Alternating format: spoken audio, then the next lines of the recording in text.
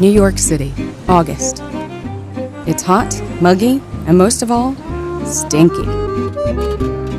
But here, in the home of one of the world's greatest fragrance houses, it is cool, dry, and most of all, it smells wonderful.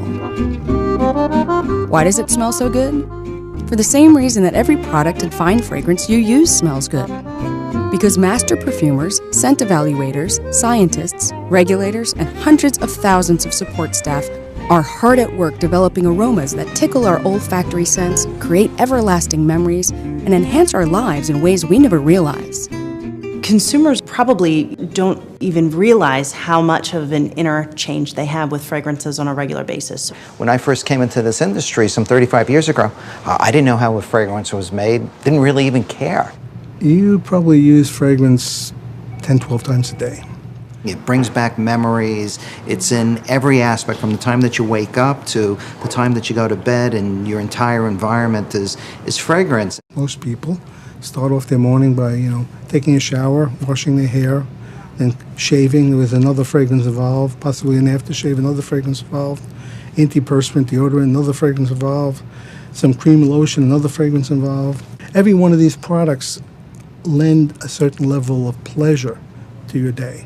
The part of the nose that smells inside your nose is actually the only part of the brain that is in contact with the outside environment. So you actually smell with your brain directly. So people, for instance, have to know that when they smell a tomato or they smell a melon, there's actually a little piece of that melon, a few molecules of that melon that are actually coming physically or going physically from that melon to the nose.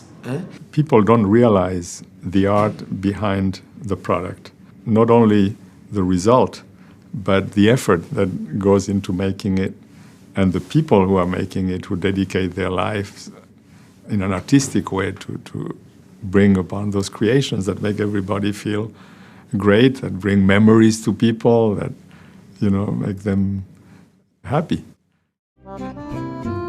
This is the story of fragrances. Just as art cannot exist without an artist, a fragrance cannot exist without a perfumer. I'm Mark Banwer, Executive Vice President for Belmay and in charge of international fragrance development. I've been with Belmay for 36 years now and have been in the fragrance industry for 51 years. I wanted to be an architect. Went to engineering school, ran out of money, needed a job, and I wound up getting a job as a lab technician for a fragrance company some 35 years ago. Actually, my father was a pharmacist, and he prepared his own compositions in fragrance and sold them in the pharmacy in a big can, with a tap, where people would fill their colognes so that was his passion. And in some way, it got transmitted to me. You were still an apprentice, so it was a very unusual time. I worked for these two European gentlemen that were really, really very old world, and they taught me very well. My last training happened to be in flavor chemistry at Procter & Gamble. And the flavorist told me to go and interview with the perfumers. A very famous perfumer, Pierre Bourdon, told me from the very beginning, Christophe, to become a perfumer, you have to learn at least for 5 years to start playing the piano, what we call the piano, all these ingredients that we use, the notes. And then he said it takes around 10 years to start being able to play. The first project that put me in the map was Polo by Ralph Lauren. And at the time I was a very young perfumer and I had no idea of the kind of success I was generating. But it was an arduous work, an arduous development. It took at least a year, if not more, hundreds of experiments. But the result was unbelievable in the sense that it affected generations of young people. When a consumer product company or fine fragrance brand puts out a call for a fragrance, perfumers compete to find the perfect scent for the client. Sometimes I'll see a color and I start to design in my head. I bought a new golf shirt a couple of weeks ago, and it was I bought it because I really loved the color, and I started in my head designing a fragrance for that color. every time you start a new project, it's like a wonderment. It's like a child with a new toy, you know. So you get all excited. You have one extreme where someone comes, says, well, I would like a scent for me, or for my brand, or for my space. You have an image of what you want to achieve. But from having that image to achieving it takes sometimes a year or two of work. Sometimes we just give up on a fragrance because it's just not moving in the direction that we like. It happens that many times you start on one vision and you realize it's not the right direction, and you switch courses and you rethink it and then take another tack. You have a palette of 3,000 ingredients. If you're creating for, let's say, an hair care product and you want to be commercial about it, usually in the neighborhood of 25 to 35 ingredients. When you're designing for toiletry products, that palette goes up significantly. Okay, and when you're designing for fine fragrances, it's not unusual to have upwards of 70 or 80 individual materials in there. So we had a client that actually sent us pictures, and they were trying to create a fragrance that would best invoke the essence of George Clooney or Cary Grant. We would discuss like what fragrance type would really personify a George Clooney type of man, who was alluring, who was sophisticated, who you really wanted to get to know. Maybe like if it was an oceanic note, if it was something like that was cool or refreshing, the customer had an emotion that they wanted to convey, and we needed to make it into a tangible fragrance juice, if you will. Nancy has an idea, or I have an idea, we take a look at it, and then we really start to brainstorm, taking a piece of this fragrance and a piece of this fragrance. My job, in essence, is to be the liaison between what the customer wants and what the perfumer wants, if you will, and to kind of coax out from the perfumer what the customer really needs from a project. Most perfumers are temperamental and moody, so she has to kind of work with, that kind of attitude and kind of bring out what this project needs. So she's at times my muse, she's my master, and everything in between in order to extract, that creative essence to satisfy the client. We asked Christophe how he would approach a fragrance designed to recall the Art Deco period of New York. First, I would think of a few elements that were very important at the time that could recreate the scent of the time. And I'm thinking about woods, but also metal. It's when a lot of great buildings were built. Stones also was very important. The fabric of the people, a lot of people were wearing hats. For me, it's very representative of those periods. For the people, Art Deco, that was the modern thing, that was optimistic. So I would get this feeling also to have something grand, inspiring. What ingredients, let's say, would I choose to include in this fragrance? It's like an obvious one is patchouli, which is a very elegant wood, has a little bit of a mystical side to it.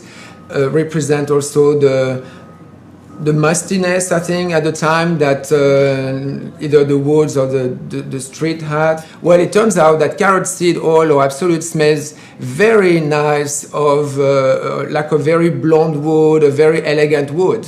Same, I would use algae absolute, seaweed absolute. And why? Because it gives to the wood a little je ne sais quoi, a little sense of mystery, not because it smells of the sea. If you use just a little bit, like a pinch of salt, it gives to the wood this edge and also a little metallic effect, and a metallic effect that fits with wood. It's how you apply those ingredients to one another. That's where the true creativity comes in. You have to each time to try to be actually more clever than the ingredients. And I'm sure it's like a musician. You have to, at the end, be more clever than the instrument. Or the painter, you have to be more clever than the brush and the color. Or like a chef, I'm sure they go the same way. I have my cinnamon, I have my woods, I have the smokiness. How can I be in them, and how are they going to combine to have this or not to have that? You take something that would rarely be used in a high concentration and use it in extraordinary concentration, sometimes 20 or 30 times more than would traditionally be found in a fragrance. And in those areas, some of the most unique and beautiful fragrances in the world have been designed in that way. You're walking down the street, you're in a restaurant, and you smell a fragrance that you've created. How does that make you feel?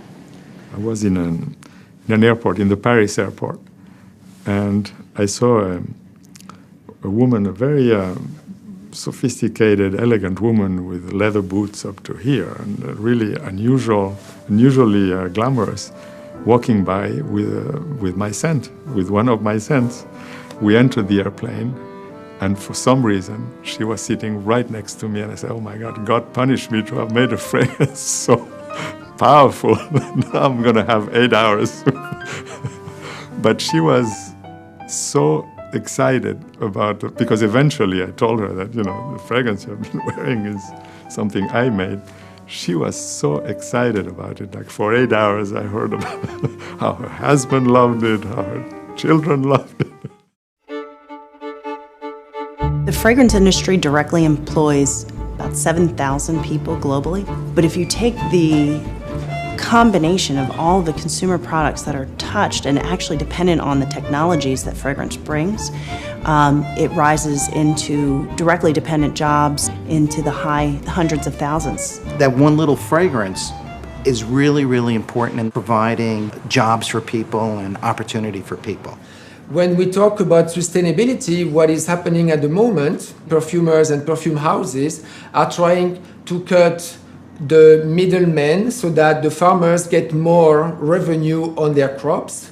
We also try to do contracts more and more that are long-term contracts, 3 years, 5 years, to guarantee a crop to a farmer. And this way we protect the farmer, the village, and we secure some productions. And this is what we call sustainability. You support families, you bring children to school in India thanks to some jasmine plantations, or you want the jasmine to be the best possible jasmine, so you help those villages to get water pumps. The industry is challenged by the lack of understanding of fragrance and perfumery. The industry is making an enormous effort to try to be safe for the consumers. The Research Institute for Fragrance Materials main focus is looking at the safety of fragrance materials from the spectrum of human health use all the way through the environment, what happens to it when it gets into the environment. The Institute focuses on gathering all of the scientific literature on the material and evaluating all of the data through an independent expert panel, and then they provide guidance on how a material should be used. And all of the standards are available on the web. Several years ago, we published what we call our ingredient palette, and that is a list of those materials that are in use commercially, that are in any fragrance worldwide. I think it's unnecessary to ask an artist to provide his recipe for anyone to see. What I think is fair is for the industry to communicate to the public the raw materials that may have been used. We smell tons of things every day, concentrated things, much more concentrated than anything that's on the market because we have access to the pure things. And I've never heard that a perfumer died losing his nose. We would know. It's been thousands of years that there has been perfumers. And people have to know that the quantities you need to smell are tiny, tiny, tiny. Even when you smell something very pungent, you think there's a lot in the air or a lot on your skin. If you do the calculation, those quantities are so tiny, like negligible. And that's why we have a nose. It's to detect this thing before they become significant. Consumers should always feel that they can enjoy fragrances without any kind of concern. What would a world without fragrance be like? Oh, man. I think it would be very sad. Black and white. Black and white, yes. I think a world without fragrance would be dull.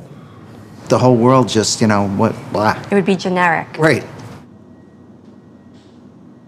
It's awful. It's an awful thing. No, it's hard for me because then I would take the happy part of things. So Yeah, I'm sure that you've walked down the street and had an experience where it brought you back to your childhood.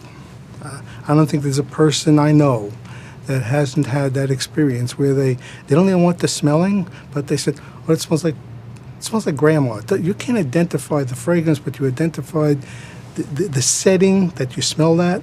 Those associations never ever leave your mind. There's nothing else that I think I would ever want to do. I think this is like an art that I really love. I'd like to think that I excel at, and you never stop learning this craft, never. How do we create? How are we inspired? The same way as a musician is inspired, the same way as a painter is inspired, the same way as a chef is inspired. I think it has to make a deep impression on the person, either through memories or through the feelings that it evokes. Make you either connect to something you loved, or connect to your past, or make you feel great, or give you an exhilarating feeling, or it has to have that kind of resonance. When you eat, smell. When you drink something, smell. When you meet someone, we smell the person. There are many things. The nose is also teaching you something. It's talking to you. It really does connect you to so much emotion, to so many different layers of life, that it's just something that I couldn't imagine anyone really living without. It's really, that's why it's a sense of pride and emotion for me and for a lot of people.